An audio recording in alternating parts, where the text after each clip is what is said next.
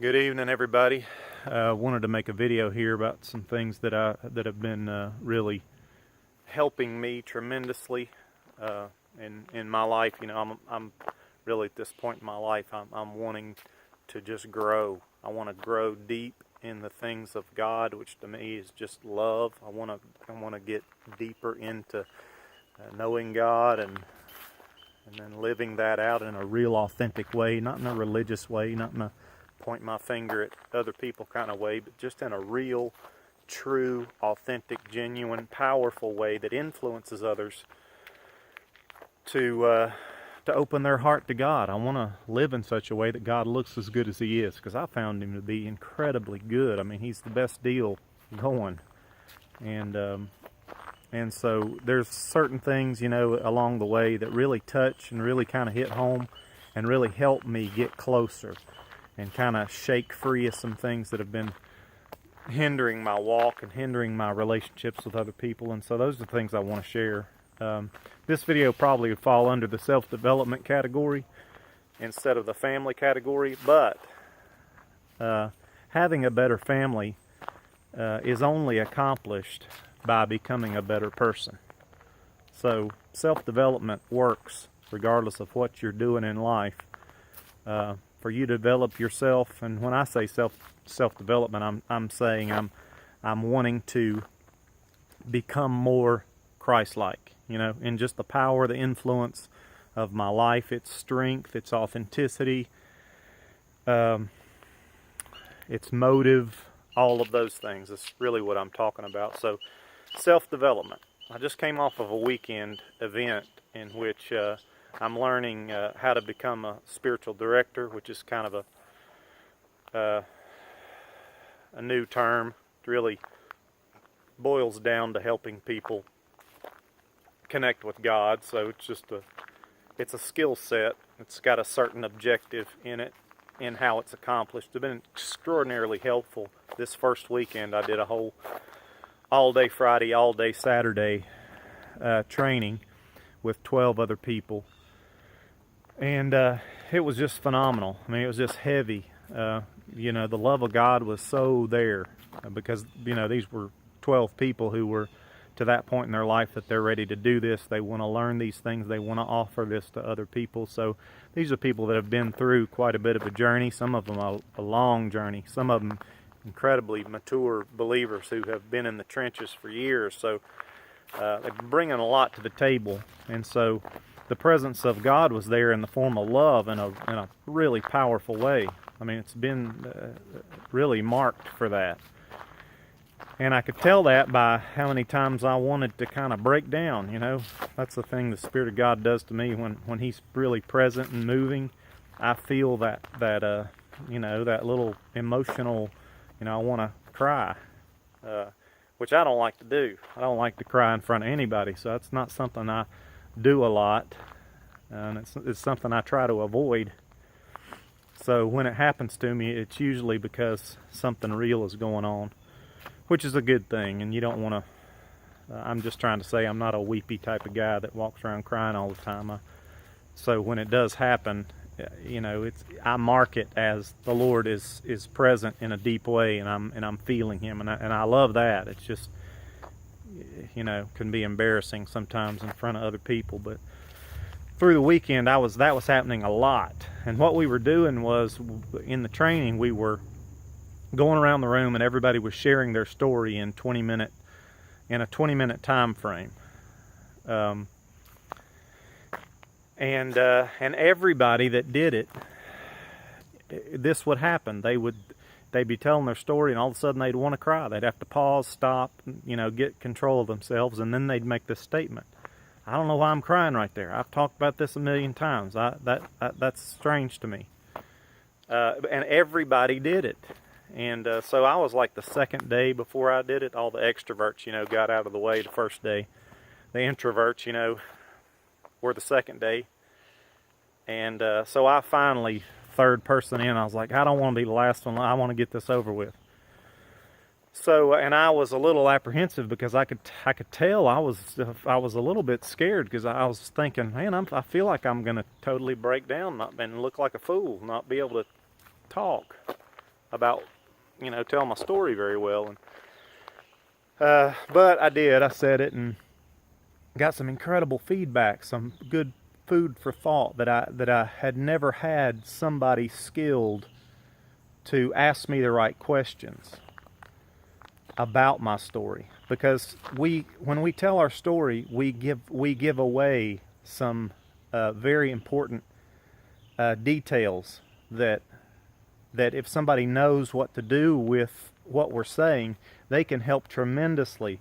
For instance, one of the training tools is follow the tears. If somebody chokes up on a certain part of their story, make a note of that, because there's something there. Might need to give them some space in that area, ask some questions that'll help them think that through and get some air on that and get some of that stuff out of there. The other thing is that people will use certain phrases or words that are really charged. Like when they're trying to say something and it was a real pivotal point in their life, this was a point in time where this really meant something to them, they'll use kind of strange adjectives to describe it. And sometimes they'll be really marked, like, whoa, use that word, like real strong words.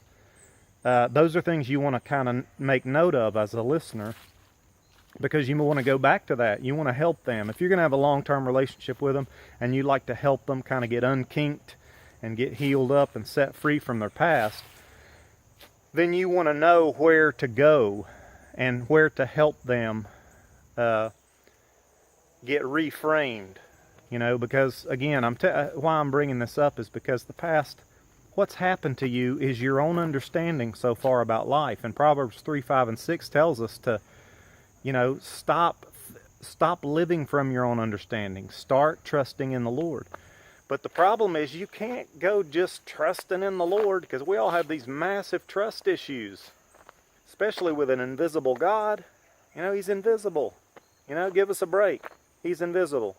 We got to develop that relationship, and then we got to get over all the things that have happened in our own understanding and our own story that would cause us not to trust, because we don't trust for some really good reasons. And you've got to deal with those before you can trust. And so that's just being human. So I'm bringing this up to say, know your story. Know what happened. Get into a relationship with somebody that you trust who is exhibiting Christ-likeness. In other words, they're not going to take your story and use it against you, and make things worse. There's nothing worse than that. Some religious person that's going to beat you over the head with your own story, turn you into the cops or, whatever. I probably shouldn't have said that, but anyway, you know what I mean. You need people around you who can listen empathetically. Just listening empathetically is an incredible, powerful way to love people. And everybody needs it. I don't care if you're the toughest guy on the planet. There's some stuff in there. Before you were the toughest guy on the planet, you were a little 2, 3, 4, 5-year-old tender child. I can promise you that. And you might got kicked around a little bit and become tough, but he's still in there. And the things that have happened are still things that you're guarding and protecting with a ferocity. And so being able to let down that guard and talk through those things, man, God can get in there and reframe your understanding. Because what we do is we go through things. When you're a kid, you don't know what's going on. You don't know how complicated the world is. You don't know how evil really is. And you don't understand it. You don't have a framework for the things that happen. And when you go through something and you don't get the right interpretation on the events, which the only one that can truly do that fully is God. Now, He can use other people to help with that, but He's the only one that truly knows, because the complexity of life is just off the charts. It's just there's way too many variables involved in this world. And so that's why we need to trust the Lord ultimately, because we can't figure it all out. Just not capable of doing it.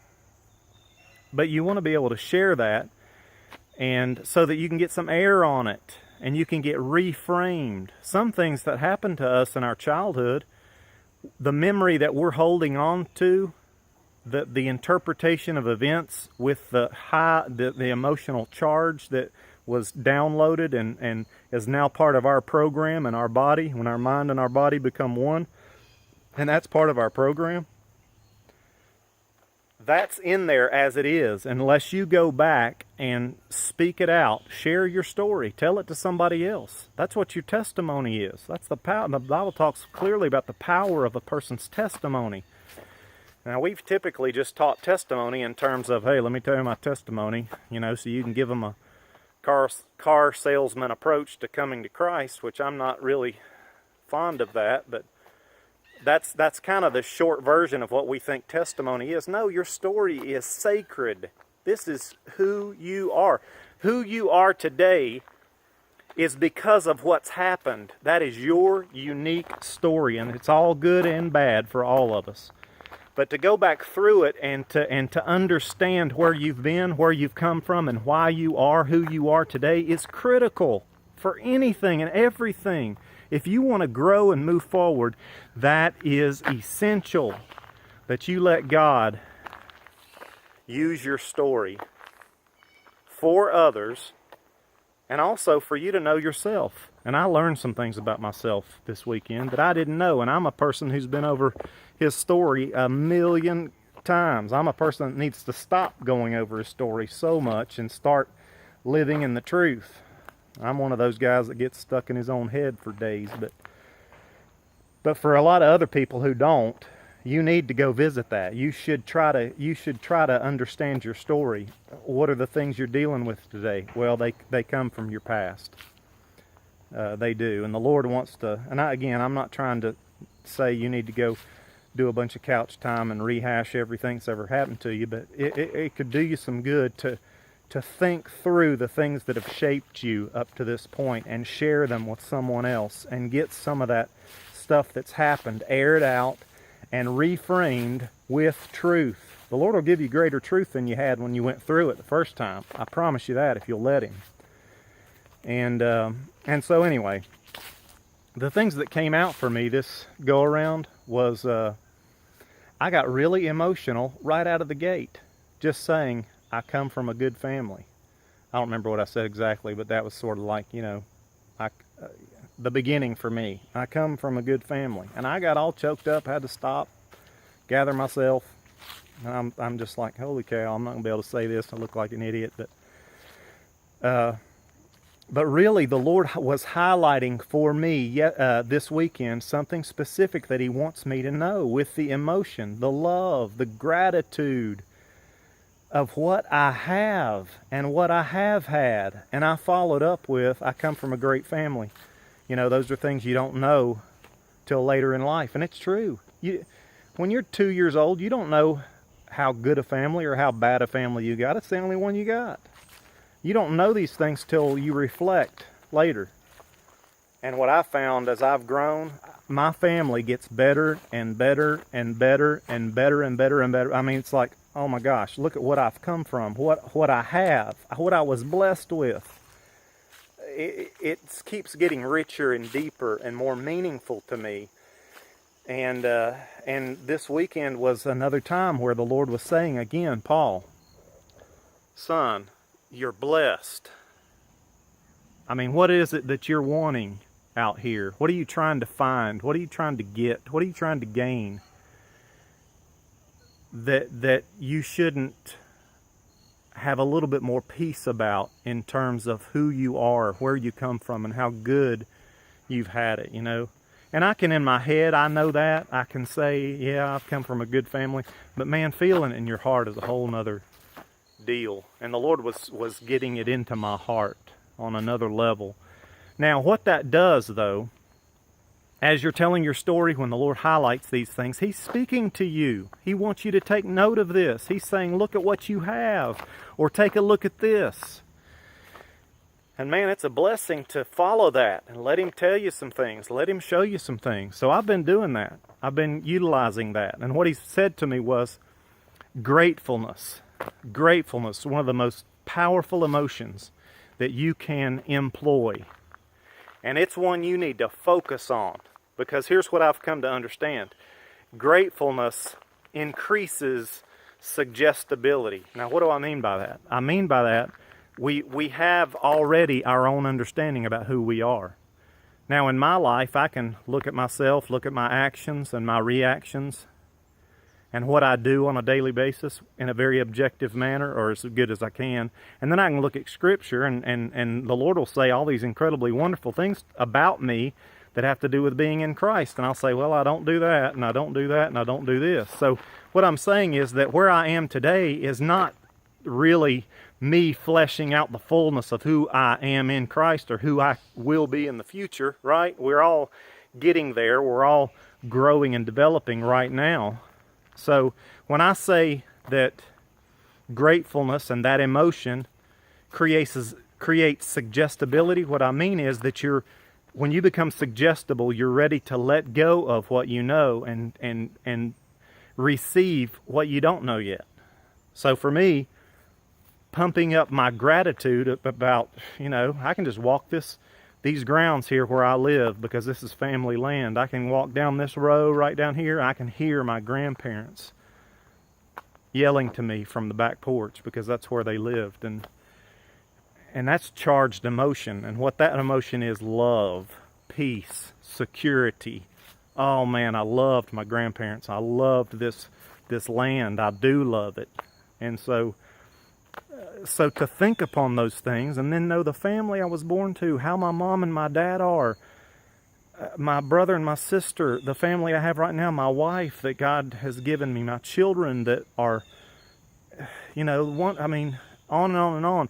Gratitude, gratitude, gratitude. When you feel that deeply and richly, that's a thought. It's a true thought. And it makes you suggestible to receive a new life, to think a new thought about a new future, and you can let go of the old program. See, that's being suggestible. You're letting go of the old program and you're receiving the possibility of a new life. When you become suggestible, then you don't want to be listening to Nirvana or Metallica like I did in my formative years.